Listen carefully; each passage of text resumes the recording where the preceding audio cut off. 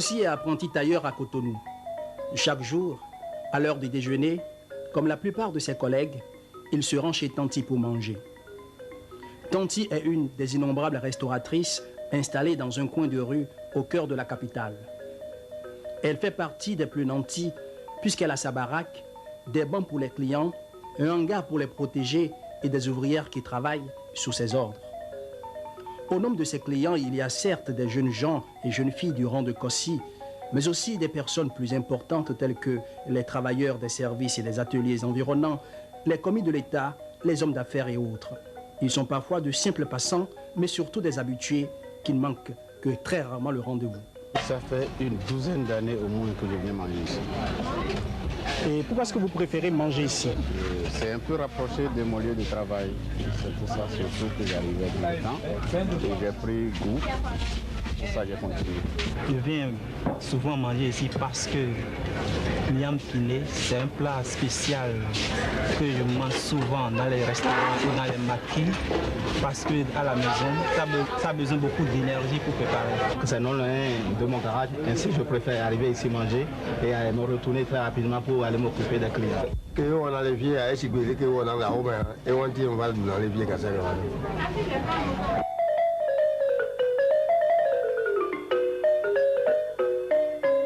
Beaucoup de gens n'ont même pas besoin de se déplacer pour mettre quelque chose sous la dent.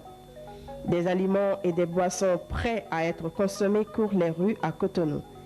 Ils sont de toutes les sortes. Les casse-croûtes tels que les beignets, les pains, les biscuits, les confiseries, les fruits, les sucettes glacées et autres produits laitiers. Les plats plus élaborés à consommer au petit déjeuner comme le café, le thé, la citronnelle, les bouillies à base de céréales, ou à consommer au déjeuner ou au dîner comme le riz, les pâtes, les sauces, les frites, les salades, etc. Il y a aussi les boissons traditionnelles ou industrielles, non alcoolisées ou alcoolisées, à commencer par l'eau, en passant par les chapalos, les sucreries, les bières, jusqu'aux liqueurs. Tout ceci pour dire que l'alimentation de rue au Bénin est un secteur large et varié. Mathurin Nago, doyen de la faculté des sciences agronomiques à l'Université nationale du Bénin. Je pense qu'il faut d'abord préciser que les aliments de rue sont des aliments et boissons préparés et vendus dans les rues et sur d'autres places publiques. Ça, c'est la définition légale qui est retenue par l'Organisation mondiale de l'alimentation et de l'agriculture, la FAO. Et s'agissant du phénomène lui-même, le phénomène de l'alimentation de rue, c'est un phénomène qui s'est développé au cours des 20 dernières années. Toutefois, il est important de souligner que le commerce des aliments n'est pas un phénomène récent en Afrique. Cela existait déjà avant la période coloniale, puisque déjà les villes comme Tombouctou et Kano étaient déjà approvisionnées par des artisans transformateurs et des commerçants alimentaires depuis bien longtemps. Mais comme je disais, le phénomène s'est véritablement développé au cours des années 70 et 80. Cela pour essentiellement une raison liée à l'exode rural et à la croissance démographique dans les villes. En effet, comme vous le savez, il y a un certain nombre de jeunes ruraux qui, pour diverses raisons, quittent les campagnes et viennent grossir la population des villes. Et cet exode rural explique la forte croissance démographique dans les villes, où le taux d'augmentation des populations atteint parfois 8%, comparé au taux de 3% que l'on observe au niveau de la population générale du pays, du Bénin par exemple. Cela représente quelque chose d'assez important. Alors cette croissance démographique dans les villes crée des catégories socio-professionnelles assez pauvres, avec des revenus très très insignifiants, avec des chômeurs, et donc tout ce lot, n'est-ce pas, de néo-citadins pauvres, sans revenus, sans emploi, se retrouvent dans des situations extrêmement difficiles, puisqu'il leur faut des métiers. Et le secteur formel ne répond pas entièrement à cette demande d'emploi. Et parmi ces jeunes ruraux, ces néo-citadins, il y a particulièrement le secteur regorge de petits boulots.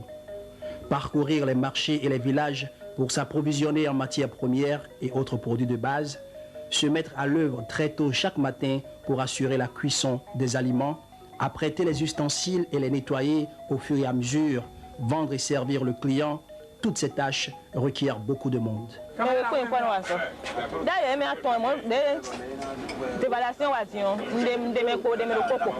environ 7 personnes qui m'aident.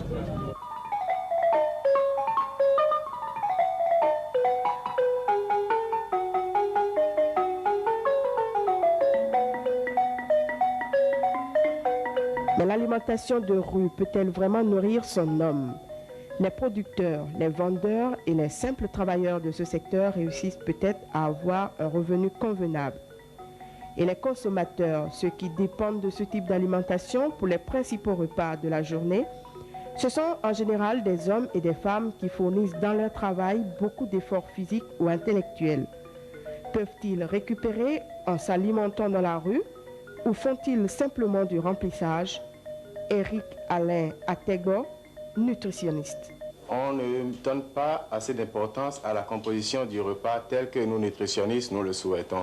Donc, dans ce genre de repas, on met l'accent sur les céréales, généralement le riz ou la légumineuse qui est principalement le haricot, ou bien les tubercules, bien connu dans Cotonou, le rôle de l'igname pilé.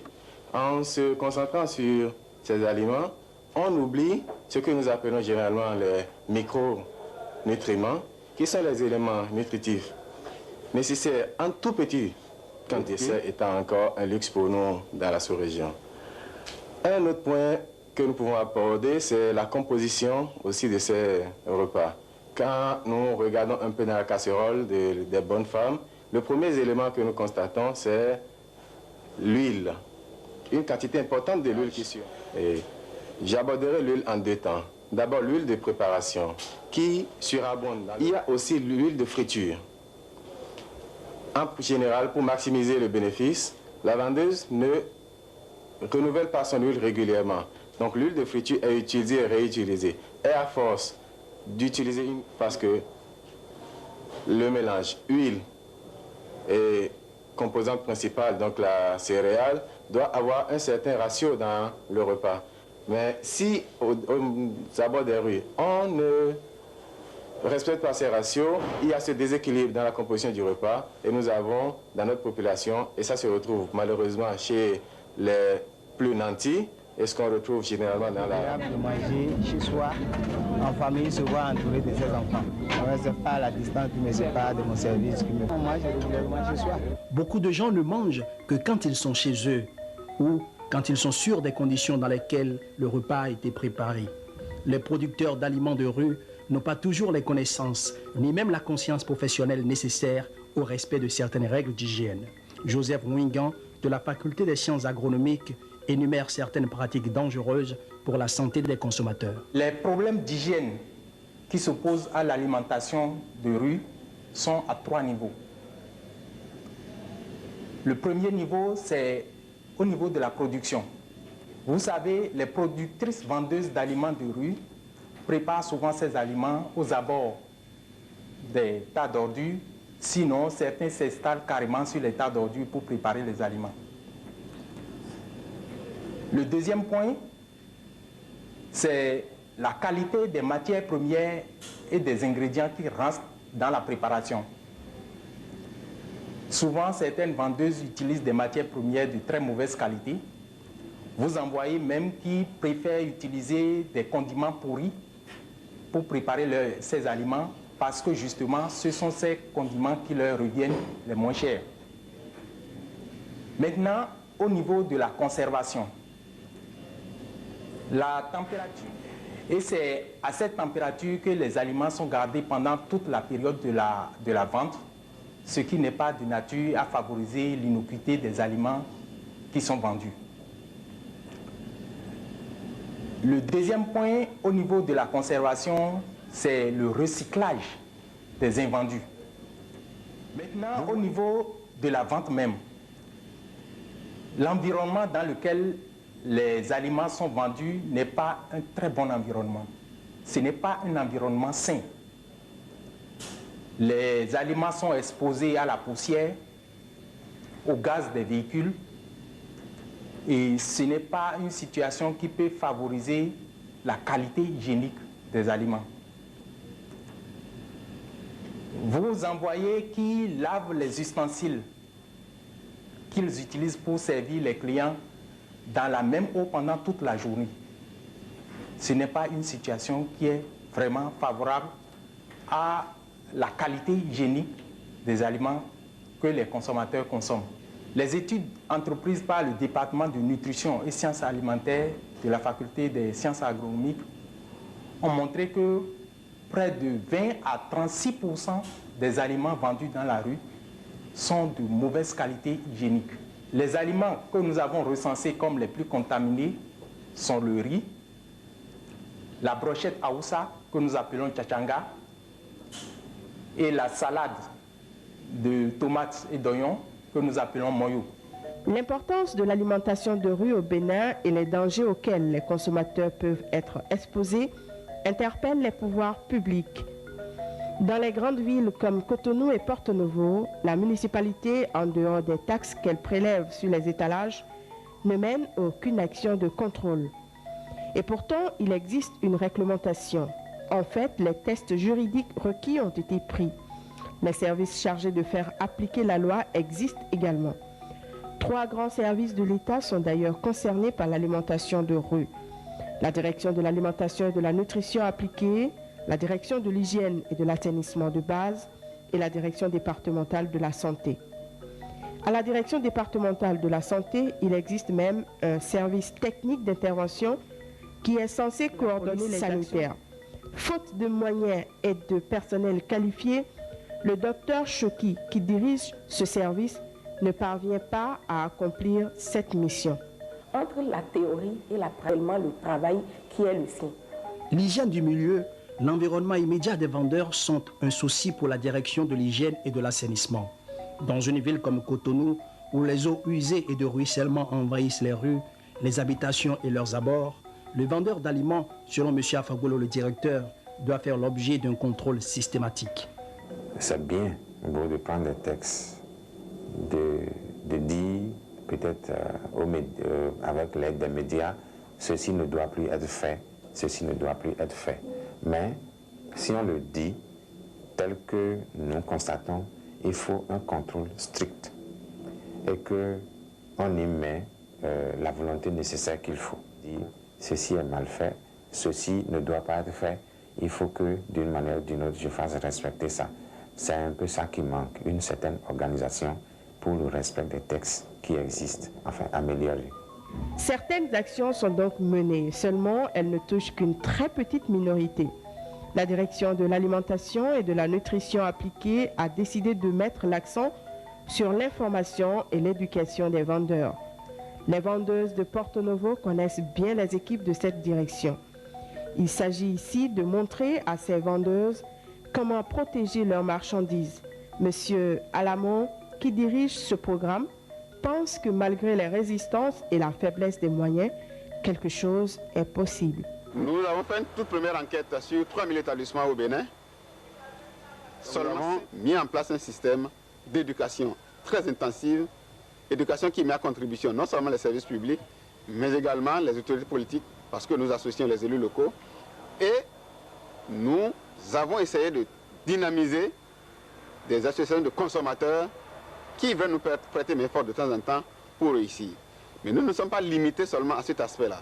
Nous avons cherché à répondre à certaines questions qui nous sont posées. Protéger tel aliment, on vous dira de quelle façon il faut protéger l'aliment, comment protéger l'aliment. Donc nous avons mis en place des spécimens de matériel de protection des aliments aux abords des rues.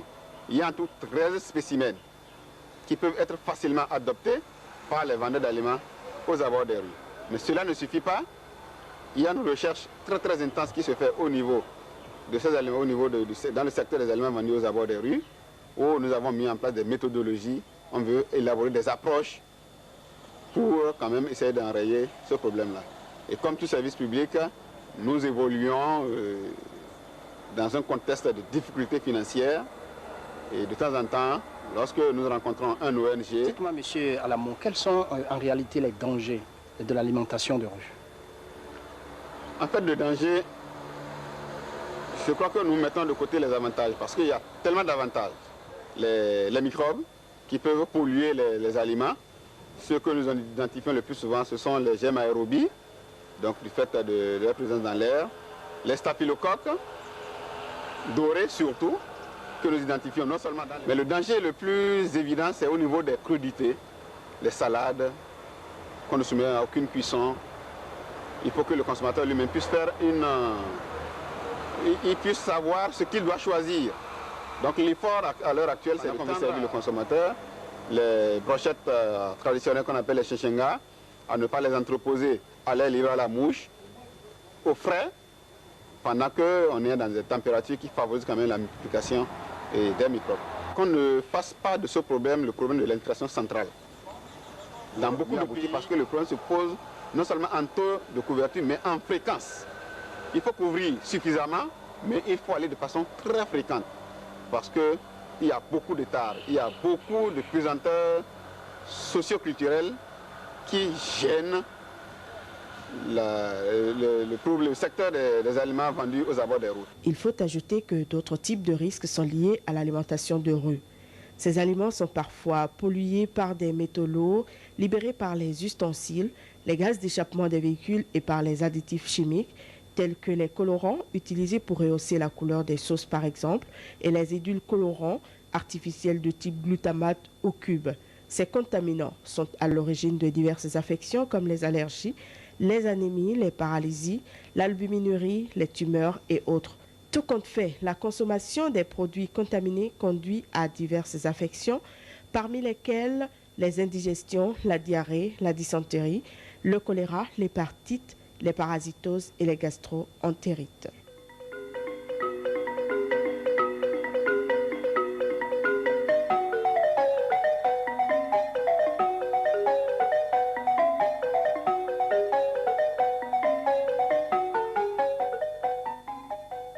Dans les villes africaines, des millions de personnes s'alimentent dans la rue. L'alimentation de rue offre également des débouchés à des millions de personnes. Du fait de la pression démographique et de la crise économique, ce secteur est en plus appelé à se développer. Malheureusement, dans les politiques de développement, malgré son importance, il demeure le parent pauvre. Que faire pour améliorer la qualité des aliments et promouvoir le secteur? Mathurin Nago. Disons, la première action à envisager, c'est que d'abord les autorités... Promouvoir le secteur. Mathurin Nago. Disons, la première action à envisager, c'est que d'abord les autorités gouvernementales et même municipales commencent par reconnaître le secteur, parce que ce secteur est qualifié d'informel, et pour cela, au niveau des autorités municipales, que les voiries, les autorités municipales jouent un rôle important et prennent les mesures nécessaires pour l'élimination des ordures, l'élimination des déchets, parce que parfois l'environnement dans lequel les femmes vendent leurs aliments est souvent très malsain, et vous voyez un certain nombre de mouches, d'insectes qui sont porteurs, n'est-ce pas, de micro-organismes qui viennent se poser sur les aliments. Il y a un certain nombre de mesures que l'on peut préconiser au niveau même des femmes elles-mêmes, au niveau des consommateurs et des productrices vendeuses. Il faut une certaine action des autorités municipales. Il faut également une action importante au niveau des services de contrôle et de protection du consommateur.